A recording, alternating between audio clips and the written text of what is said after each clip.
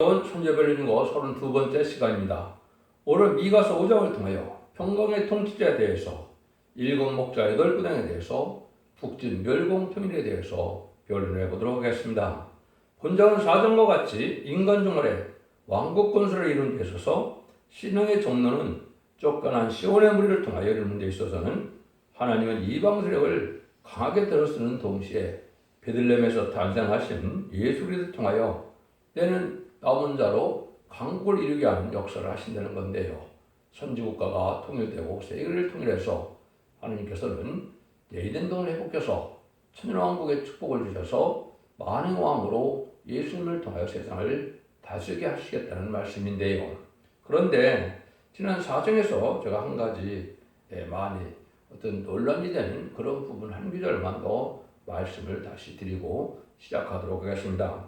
4장 9절에 보시면 이제 네가 어찌하여 부르짖느냐 너희 중에 왕이 없어졌고 네 모사가 죽었으므로 네가 해산한 여인처럼 고통함이냐 이런 말씀이 나오죠. 그래서 성경은 과거의 이스라엘의 역사를 통하여 인간 종말을 목적하고 기록한 것이 성경이라고 그랬습니다. 그것은 하나님 하시는 방법이고 그래서 옛날 일어난 일이 오메가 역사에서 다시 일어난 일이다 이 말씀을 드릴 수가 있는 건데요. 그럼 여기서 네가 왜 부르짖는 일이 일어났는데 왕이 없어졌고 네 모사가 죽었다는 말을 하고 있죠. 오늘 말은 뭡니까? 마치 모세를 통하여 하나님께서는 이스라엘 백성들을 구원하실 때 모세를 통하여 가나안에 들어가서 나라를 이루는 것을 명령했지만 모세는 어떻게 됐습니까? 물론 실수가 있었지만 실수는 하나님이 용서할 수도 있는 거지만은 하나님은 어떻게 했습니까? 모세를 이제 불러 올리시고 모세의 시체도 찾지 못하게 하는 일이 성경상으로 나와 있죠. 그런 마찬가지로 인간 종말에 대해서 말씀의 대표가 나와서 말세범의 비밀을 알려주는 역사를 하는데 끝까지 왕국 건설의 삶을 완성하는 것이 아니고 그분이 이제 서책의 사명이기 때문에 서책을 내놓고는 여기서 죽게 될 것을 말씀하신 것이다. 이렇게 보셔야 합법적인 변론이 됩니다. 그래서 그때부터 많은 부르심이 있어서 쫓겨난 시온이 능력을 받게 되고 권세를 받게 되는 말세의 사명자를 다시 이제 태어나게 하는 것이 기록 12장 1절 5절에서 보면 해산에서 하는 그 해를 입은 여자가 철장 든 아이를 탄생하게 한다, 낳게 된다 이렇게 말씀하셨죠. 그런 일이 이루어지는 과정을 말씀하신 것이다. 여러분들이 이제 아시는 것처럼 많은 이단과 달성된 단체나 이런 단체를 보면 자기네 교주가 죽으면 다시 살아온다는 걸 믿는 단체가 참 많습니다. 이건 성경적이지 않거든요. 성경에 그렇게 되어 있는 것도 아니고요. 그리고 또 마찬가지로 하늘 때가 경주를 이루는 것은 알파 역사대로 오메가 역사가 이루어지는데 성경 말씀한 그대로 이루어가는 것은 과거 이스라엘에 일어난 일이 인간 정말에도 다시 한번 일어난 일로 역사를 하신 것이 하나님의 역사의 방법이다. 이렇게 깨닫는 것이 바로 성경을 깨닫는 것이다. 이렇게 볼 수가 있는 겁니다. 여기 5절에서는 이제 1절, 2절 보시면 딸 군대여 너는 때를 모을저다. 그들이 우리를 에워쌌으니 막대기로 이스라엘 재판대 뺨을 치르로다. 베들레헴 에브라다야 너는 유다 족속 중에 작을지라도 이스라엘을 다스릴 자가 네게서 내게로 나올 것이다. 그의 근본은 쌍고의 태초이라.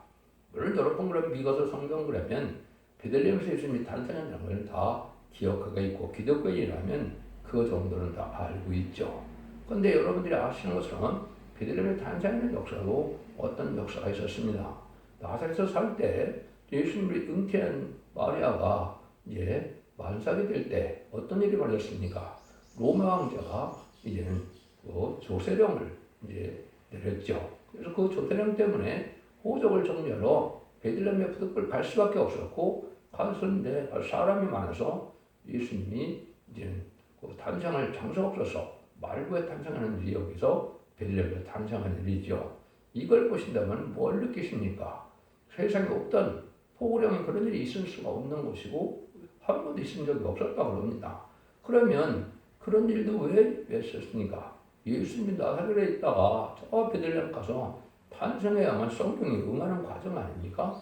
그렇기 때문에 그런 역사를 하신 것이다. 이렇게 볼 수 있죠. 근데 그 예수님은 신성과 인성을 가진 분이다 이 말입니다. 그래서 이 베들레헴에서 작은 떡집이라는 이러한 마을에서 태어날 것은 미연이 되어 있고 그인이 성취된 것이죠. 그런데 예수님을 탄생하려면 만왕의 왕으로 이 세상의 왕으로 오시니까 얼마나 기뻐할 일입니까? 그렇지만은 대부분 사람들은 예수님을 대적하고 그 당시 헤롯 왕은 더 그렇죠. 그래서 여기서도 보면 막들 이스라엘 재판자의 뺨을 치르다 이렇게 대적하는 일이 벌어진다 이 말이죠. 네, 이 세상은 마귀에 속한 세상이기 때문에 그렇습니다. 그래서 인간적으로도 예수님의 대행자처럼 하나님의 대행자처럼 이런 사명자가 나타나면 모든 곳에서 반대하고 이렇게 핍박하는 역사가 있을 걸 또한 보여준 것이다. 그래서 예수님은 사람과 틀린 신성과 인성을 가지고 태어나는 분이기 때문에 인간은 태어나기 전에도 이미 먼저 하늘에 계셨던 분이다. 그래서 그를 근본 상고의 태초에는이라 이리 말씀하신 거거든요.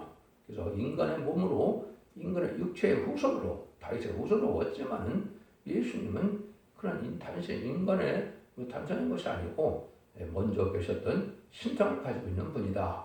이래서 이 예수님은 세상을 통일할 수 있는 분이 되고 또 이런 분이 만왕의 왕의 자격을 가지신 분이다. 이렇게 볼 수가 있는 것이죠. 그러니까 예수님이 이 땅에 왜 왔느냐? 그 중에 예수님이 오신 목적은 계시록 이사야 9장 6절 7절에 보면 한 아기로 태어난 예수님은 다윗에 의하여서 그 나라를 굳건히 세우려고 오셨다고 그랬죠. 그것은 왕국권 되러 오신 겁니다. 근데 천국복음을 전하고 부활 성천하실 때 그냥 한국에 또 천국에 가시면서 이제 우리에게 부탁만 하고 떠나셨죠. 그죠? 성령을 받으라. 모든 족속을 삼아 내 제자로 삼아라. 이런 말씀을 하고 떠나셨죠. 그래서 그 재림주가 올 때는 말세 사명자가 예수님이 하실 재림주가 와서 다스릴 신왕국을 건설하는 것이 이게 말세 사명자가 하는 일이거든요. 그 일들이 시작될 것을 또한 보여준 것이다. 이 말입니다. 그래서 아까 미가 4장 9절 이건데 10절에도 보면 딸 시온이여 또 부르하여 나을 자다 이런 말도 하거든요. 그래서 이것은 말세 사명자 주님의 대행자로 태어날 사명자로 하여 신이 부르짖어서 그러한 상이 나올 것을 말씀하신 것이다. 이렇게 볼 수 있는 거거든요. 이런 일들이 이루어지는데 3절 보시면 그러므로 인선한 여인이 해산할까지 그들을 붙여두겠고 그 후에는 그 형제 남은 자가 있어야 자석으로 돌아오리니 예수님의 신성한 형을 가진 것으로 세상을 다스릴 때는 인선한 여인의 해산가 쳐야 될 것이니 그때까지는 이방서의 과거의 대로 남은 자만 돌아온다는 것입니다. 이것은 말세 사명자가 나타나서 말세 사명자가 주님의 대행자처럼 쓰임받을 인간 이스라엘 사점을 일으키는 일이 역사까지는 많은 일들이 뭡니까? 아주 많은 어려움을 겪게 되지만은 핍박이 있고 반기독교적 사회가 될 것이지만은 결국은 승리하게 해서 온 세상에서 남은 백성으로 세세리를 백성들을 모으게 된다 이 말입니다. 이것이 전삼자만에 다른 진리를 전할 때 이때 알과 진리를 다 가르는 일이 벌어지는 것이죠. 마태복음 13장에도 보면 주님께서 가라지는 그때 뭐라 그랬죠. 그래서 가라지는 불태우고 알고 창고에 놓은다. 그런 말씀도 하시고 또 13장에서도 이제는 좋은 고기는 버리고 좋은 고기는 취하고 나쁜 고기는 버린다. 그랬죠. 또 25장에서도 보면 등불준비 기름준비라는 슬기로천을 얘기하시고 이제는 내가 양의 염소를 갈르겠다 그랬죠. 분별하겠다 그랬죠. 양은 오른편에 염소는 왼편에 해서 결국 영생과 영물로 나누겠다 하셨죠. 이런 일들이 이제 또 이루어지게 될 것을 말씀하신 것이다 이 말입니다. 그래서 이런 날이 있다가 하나님께서 인간적 간에 동방자고 동방길은 마른 고레스 이렇게 예언된 이제 말세 사명자가 나타나서 말세에 신한 4,000명의 백마통을 일으키는 일이 있으므로 종말의 역사가 진행될 것을 성경적으로 말씀하셨다. 이렇게 볼 수 있는 겁니다. 4절을 보시면 그가 여호와의 능력과 하나님의 여호와 이름을 의지하고 서서 그때에게 먹여서 그들 안연히 거하게 할 것이라.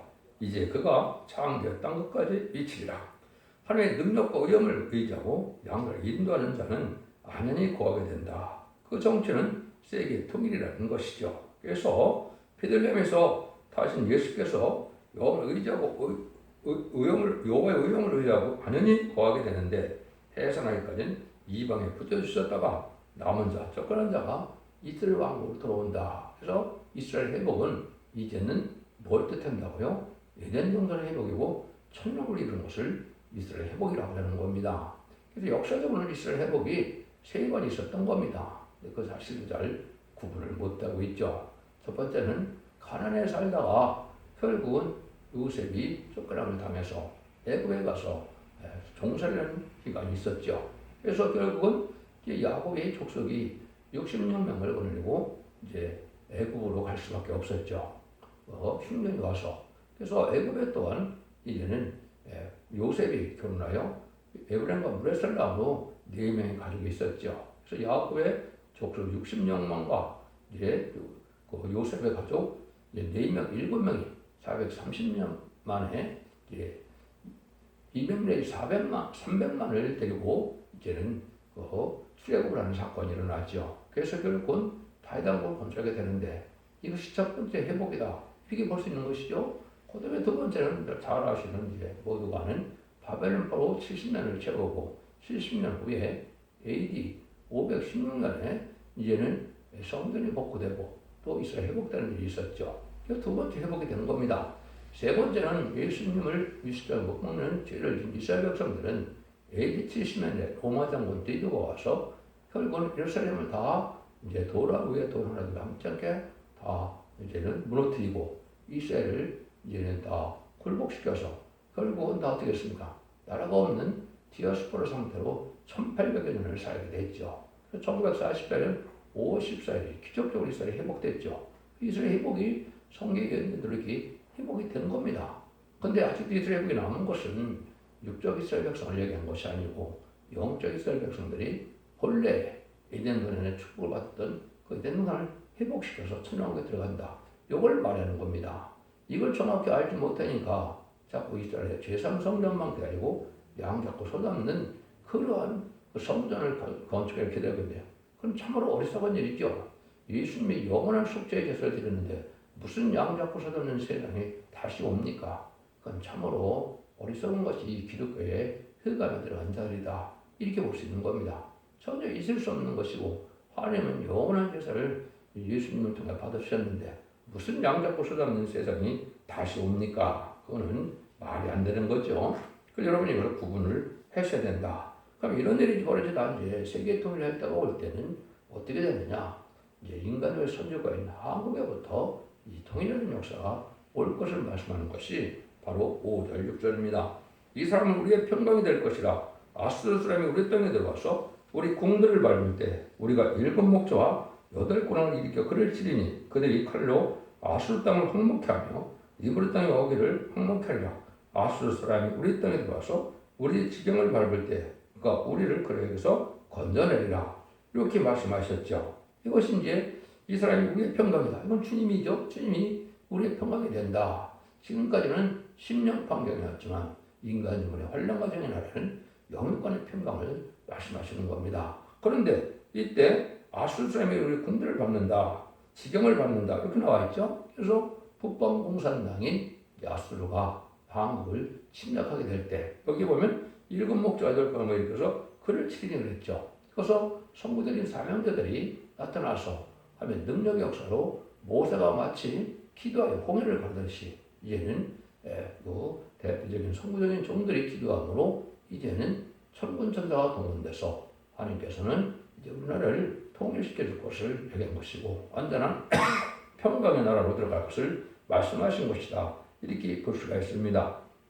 이런 일들이 이제 성경에 많이 나오는데 특별히 유에서 2장 20절에 보면 뭐랍니까? 그가 이제 전군은 동해로 북군은 서해로 쫓아내서 이제 악취가 난다 그랬죠. 그다음에 초능력적인 역사로 멸망하는 역사가 있을 걸 보여준 거죠. 마치 아람 군대가 이스라엘 전을 왔을 때 엘리사가 그 기도를 하니까 어떻게 됐습니까?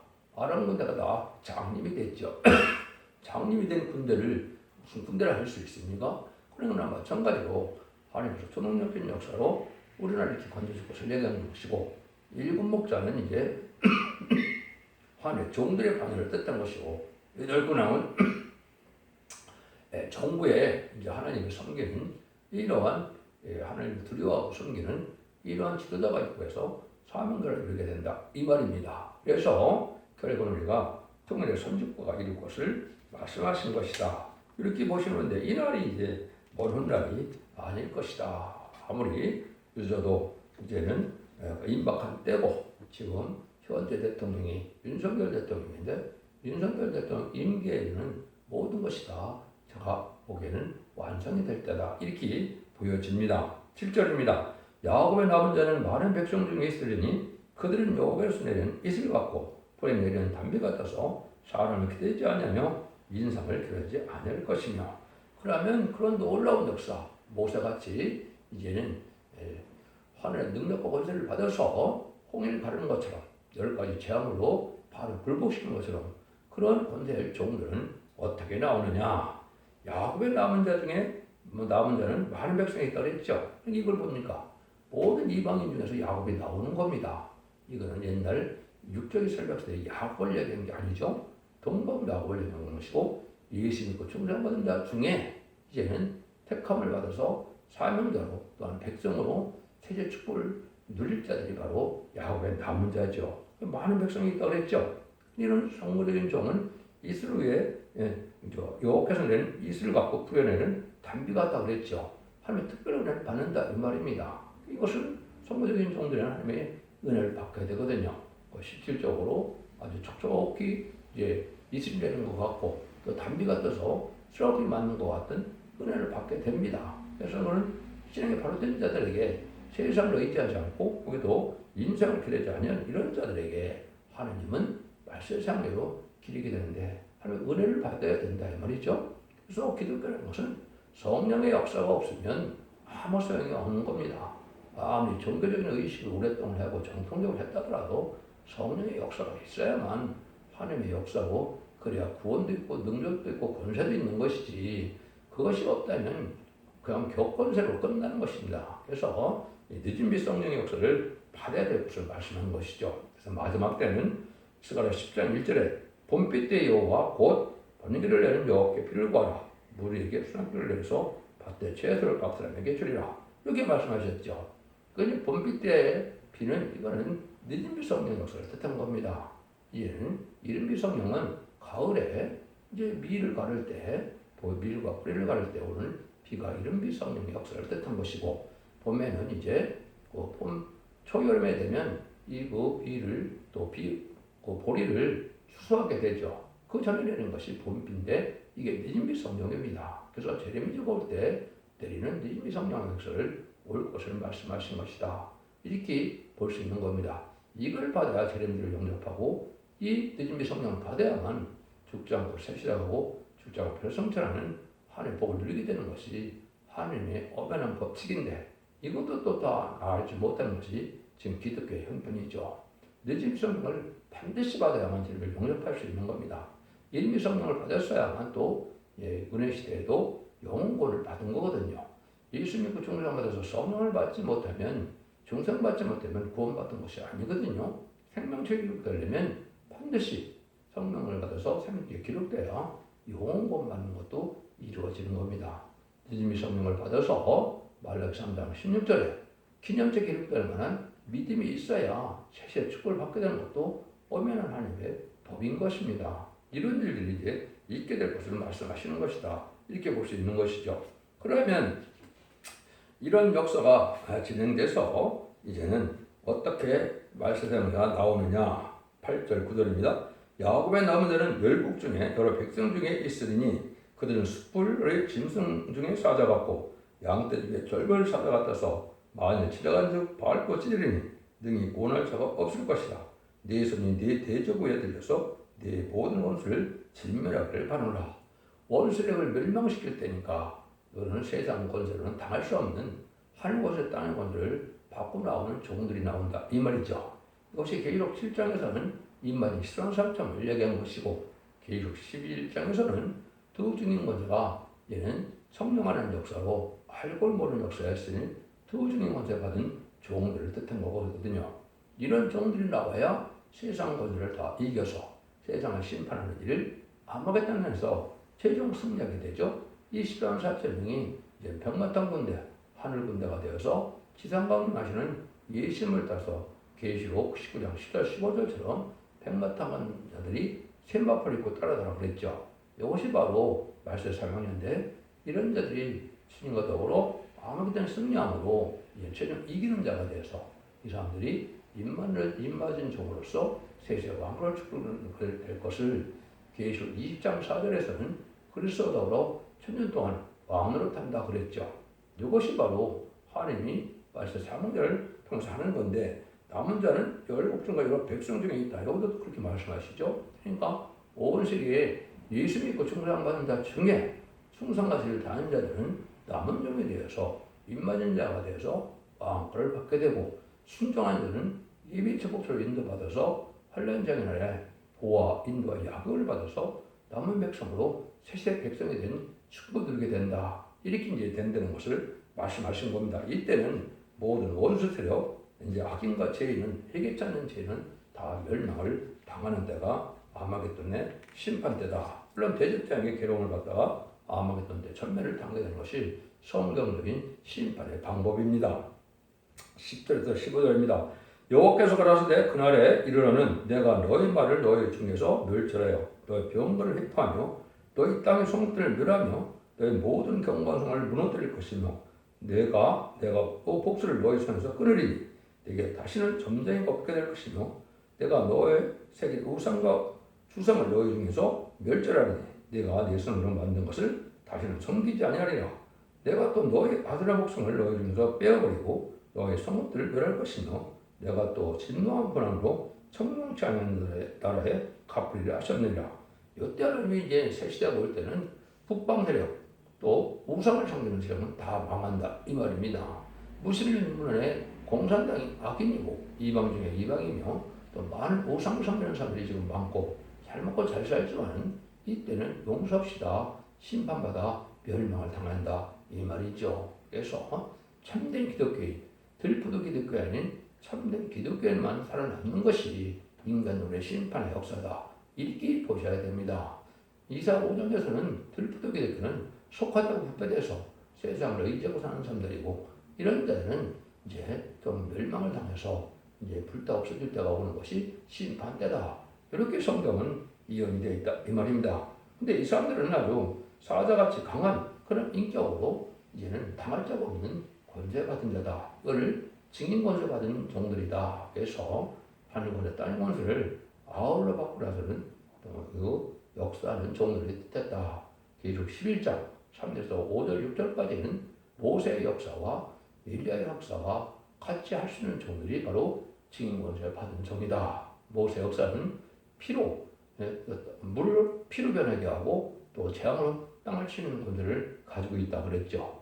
또 엘리야의 역사는 하늘을 따라서 비가 내리게 하기도 하고 비를 못 오게 하기도 한다 이 말이죠. 그래서 이것은 영적 육적으로 이제 영권을 가지고 역사할 적을 뜻한 것이죠. 그래서 첫대 교회에는 이제 은혜가 끊길 때가 온다 이 말입니다. 그래서 은혜 받은 자들은 한 곳으로 모으는 역사가 바로 1300년의 역사다.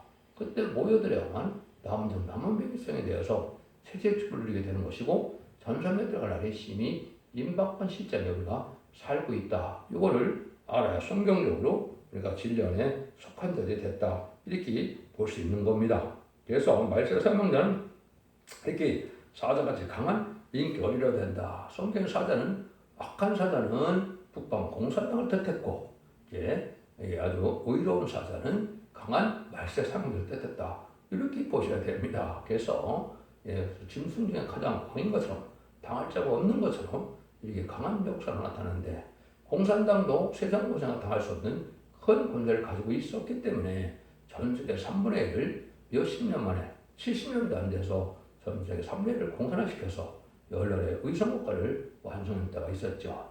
1975년 4월 30일 베트남 전쟁이 끝날 때 7째 머리 10별난 임승이 완성된 것이거든요. 그래서 그 공산당들에게 지금 이제는 8장이 나올 때가 돼서 지금 전쟁이라고 한치 앞을 내다볼 수 없는 때가 됐는데 다시 8장으로 강건하게 될 겁니다. 그것이 기록 17장의 내용이거든요. 그냥 후삼년 만에 짐승의 패를 받게 할 세력으로 다시 나타날 거거든요. 그래서 지금이 그런 시기인데 그러고 입맞은 정도로 실한 사점을 비껴서 제레미야가 오실 준비를 하게 되는 것이 바로 전삼년만인데 그 시점이 임박한 데다. 그래서 그 종들을 일으키는 것이 모든 예언서 계시록을 전해서 진리 앞에 순종하는 자들에게 이런 그런 능력과 그러한 보호와 야근이 있을 것을 말씀하는 것이 바로 이 성경이고 그 모든 일은 신성한 성을 가지고 태어난 예수님으로 말미암아 이루어지는 역사다. 이렇게 봐야 됩니다. 이단과 딸선되는 것처럼 예수님을 제껴놓고 자기들이 뭘 한다는 것은 다 마귀의 세력이다. 이렇게 보시면 됩니다. 어떻게 예수의 그리스도의 공로를 없이 하나님이 권세를 허락할 수가 있습니까? 구원을 받을 수가 있습니까? 그건 철저히 잘못된 이단이라 이렇게 분별을 하셔야 된다. 이 말입니다. 그래서 WC나 WEA도 NCK도 왜 안 됩니까? 다원을 주장해서 이방 종교까지도 구원받는다는 것은 그거는 망할 세력이지 하나님이 복받을 세력이 아니다. 그럼 분명히 말씀드릴 수 있는 거거든요. 그런 신앙을 절개를 지켜야 여러분들이 지금 남정 남북 백성에 대해서 재미를 영접하는 시온의 무리가 되고 임마누엘의 펴는 날개 아래 남정 남은 백성으로 새 식구를 이루게 된다. 이거를 지금 말씀하신다. 이렇게 볼 수 있는 겁니다. 결론적으로 하나님은 이방들을 관계들을 쓰는 동시에 베들레헴에서 나신 그리스도를 통하여 남은 자로 강국을 이루되 강한 이방 세력을 절멸시킨다. 그런데 그 사명을 말세 사명자들이 이제 하게 되고 예수님은 이제 지상 강림할 때 백만 땅 무대로 오셔 기록 19장 10절 21절처럼 아마겟돈에서 최종 승리하게 하신다. 이 말입니다.